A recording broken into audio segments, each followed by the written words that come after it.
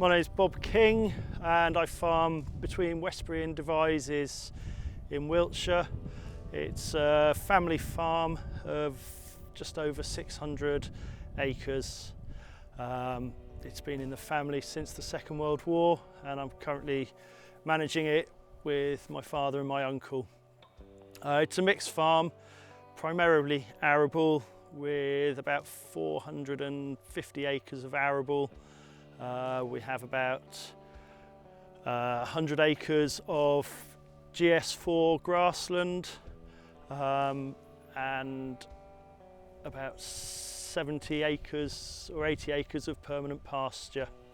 So our soil types here are predominantly a heavy clay. We're just to the north of Salisbury Plain, so there is a bit of calcareous wash there, but it is fairly heavy clay. It's not particularly free draining, and we find that if we look after the soils, they look after us, but you can very quickly make a mess with them.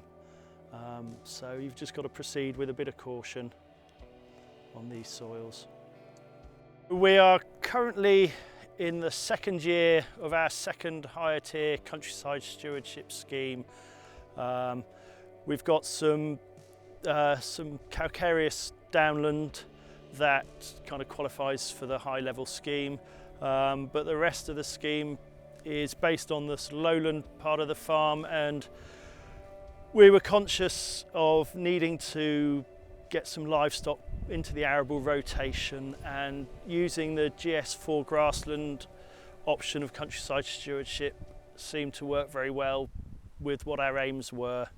So we're running about 300 head of cattle that we buy as calves, and then we take through to either finished or heavy stores, and that's over an 18-month cycle.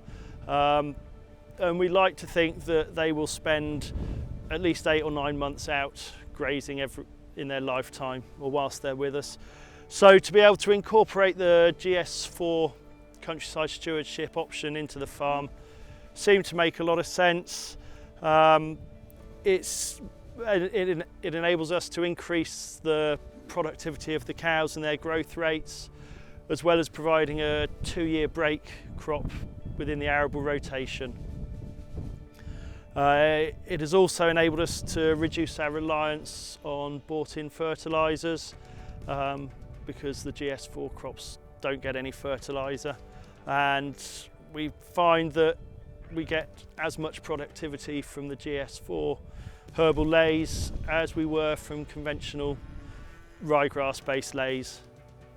So we take a crop of silage sort of in their first year at sort of late May, and in their second year they're primarily grazed. The grazing is we're trying to establish a mob grazing system, but one of the challenges with that is getting the infrastructure right, to have the water where you need it and the electric fences.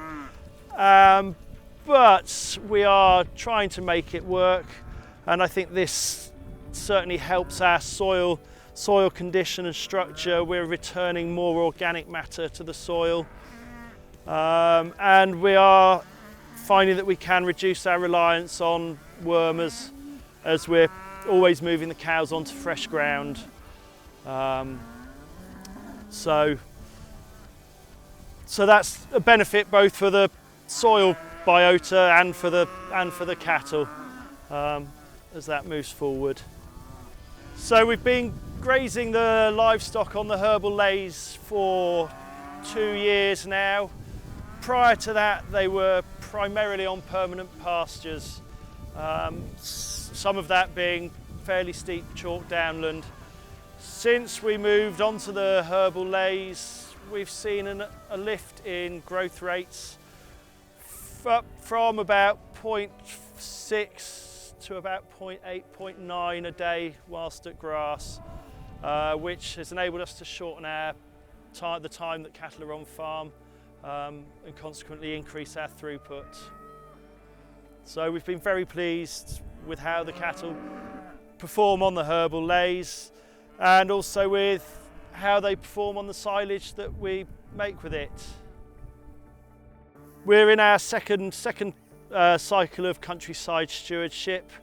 The option we've found we've really liked is the autumn sown Bumblebird mix, which we found we've been able to put in less productive corners of fields or awkward corners of fields, and they've been nice. They've had a really high visual impact, and a clear benefit to the wildlife on the farm. They're full of birds and insects most of the year, and it's something that the general public see and are interested in, so it gives a nice story that you can tell people about within the local community, which is always nice to have that sort of story.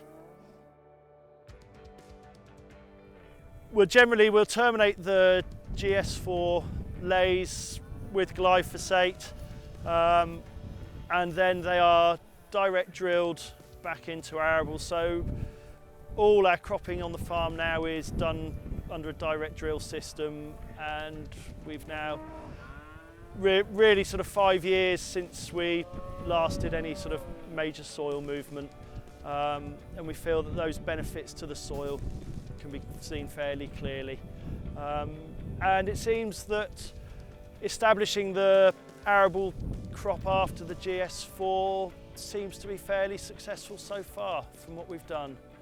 I think there is scope to improve it. Sometimes there's a little bit of compaction following the grazing, but that just depends on the soil type and the grazing season that we've had. We started looking into using cover crops on the farm about 15 years ago. I was concerned about leaving ground bare over winter before going into a maize silage crop, and was interested in looking at options with using mustard to start with. We then found that we weren't quite sure how to incorporate that into the soil and how best to do it, and really sort of had a bit of a standstill for 5 or 6 years without moving it forward. But when we adopted a direct drilling system, that's when cover crops really started to make sense, as we were able to grow winter cover crops that we then drilled straight into and drilled on the green, and we found that that's worked particularly well. The cover crops also give us an opportunity to graze lambs over some arable ground, which is increasing the amount of livestock we can get on the arable ground, and that then also has a positive knock-on for the soil itself. So our move into cover crops has been taken quite a number of years, but the more we do of it, the more we become convinced that that's what we should be doing. We are now growing more diverse mixes, which will be sort of certainly 6 or 7 species mixes, and we're always looking to include plants that root at different depths. So we'll always have some sort of brassica with a nice big bulbous taproot in, and we'll also have something that's working in the top couple of centimetres of the soil as well, because we feel that brings benefits to a larger kind of proportion, larger horizon of the soil. So we're finding that as we go down the conservation agriculture route, it's enabling us to cut back on some of our inputs. It's a process that I think you have to be fairly steady with. You can't rush into it. But one thing we have found, for example, is after a GS4, we've been able to cut out insecticides with a degree of confidence in the following winter wheat crop, because we know that we've had a couple of years with no other insecticides on that land. We know we've got insects in the soil and on the ground, so those are beneficial insects that will have a benefit for that wheat crop. So we've been able to remove insecticides there. We're also looking to reduce nitrogen levels. Obviously the legumes in the GS4 are fixing a degree of nitrogen that is then available to the following crop. which in the current climate is a nice place to be as fertiliser prices skyrocket. It's nice to think we can save a little bit there with a degree of confidence. I think the Countryside Stewardship scheme is enabling us to make up for some of what we're losing from the single farm payment.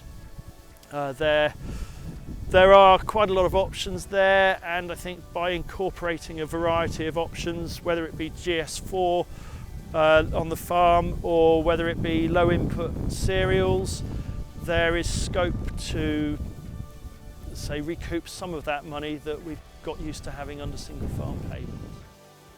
Started using Cotswold seeds about 14 or 15 years ago when I first became interested in cover cropping. They are relatively local to where we farm, just over an hour away, and it seemed to make sense to talk to them.